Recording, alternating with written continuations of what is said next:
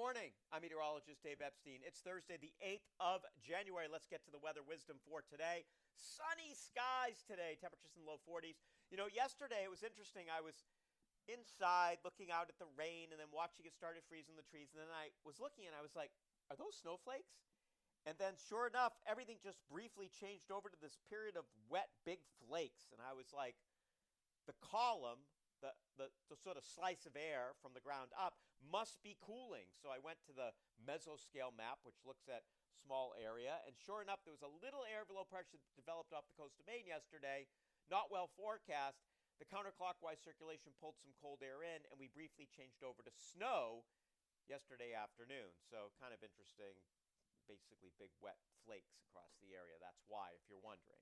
All right, after today's sunshine in the low to mid 40s tonight, we're clear down to the 20s. Tomorrow, cloudy, dry in the morning, temperature in the mid to upper 40s in the afternoon with some rain developing after 3 or 4 o'clock. Winds get a little gusty out of the south. That rain Friday night is not heavy, but it's there, and temperatures hold in the low 40s. I think most of the snow is gone when you get up Saturday morning.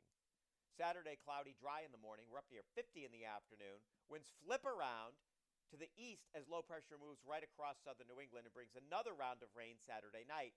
Temperature holds near 40. May fall a little bit. Sunday, the rain ends, temperatures in the 40s. It's kind of raw. And then Monday, back to sunshine in the 30s before we're back into the 40s here by the middle part of the week. So no big snow, no big cold in sight. Have a great morning.